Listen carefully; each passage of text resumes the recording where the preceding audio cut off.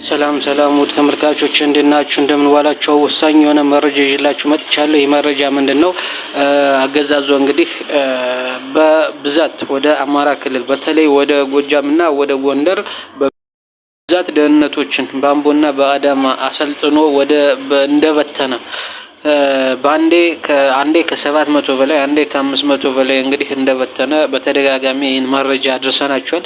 ይህንም በማስመልከት እንግዲህ የሌላ ብሔሮችን ወደ አማራ ፋኖ አስርጎ ማስገባት ባለመቻሉ በቀላሉ እየተያዙበት ስለሆነ እንግዲህ አማራን በአማራ በማለት ያፈረሰውን ልዩ ኃይል እንደገና አድማ ብተና ሚሊሻና ፖሊስ ብሎ እንግዲህ እያደራጀ አማራን በአማራ እያለ እያሰለጠነ እንግዲህ እርስ በርስ እያጫረሰ ይገኛል።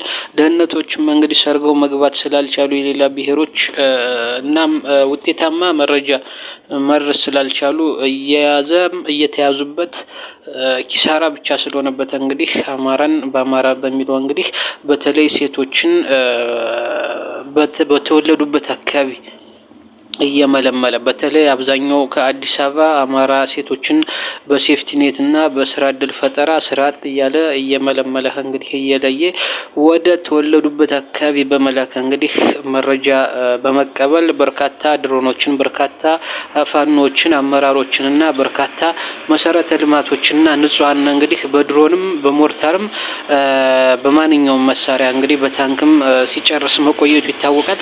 ከነዚህ መካከል እንግዲህ አያልነሽ ቃል ኪዳንና መልካም ይገኙበታል።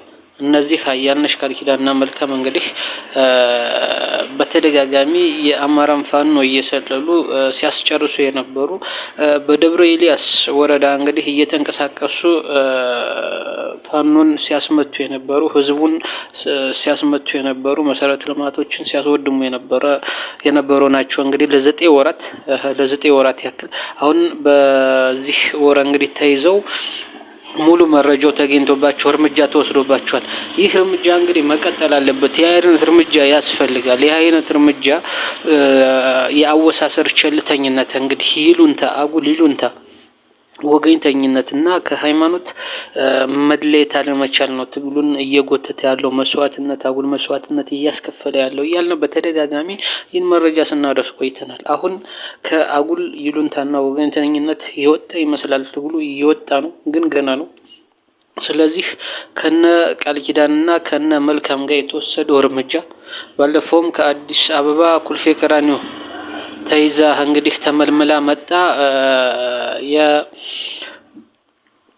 ዳሞት አካባቢን ስትሰልል የነበረችው መያዟን ይታወቃል። መረጃ ደርሰናቸዋል። ስለዚህ ይህን የሚጠቀመው ምንድነው? በተለይ ሴቶች ላይ ትኩረት አድርጎ በሴተኛ ዳሪነት፣ በአስተናጋጅነት፣ በሻይ ቤት ሰራተኝነት፣ በእንጀራ ጋጋሪነት፣ በልብስ አጣቢነት እና በሶፍት ሻጭነት፣ በጽዳት፣ በእንጀራ ጋጋሪነት፣ በአጨዳ አስመስሎ እንግዲህ ሴቶችን አሰልጥኖ እያስገባ በፋኖ ስም አሰልጥኖ እያስገባ እንግዲህ በርካታ መስዋዕትነቶች እየተከፈሉ ይገኛሉ። እነዚህን ለማጽዳት እንግዲህ አስፈላጊውን የሆነ አስተማሪ የሆነ እርምጃ መወሰድ አለበት ስንለፈልፍ ነበር። አሁን ተጀምሯል።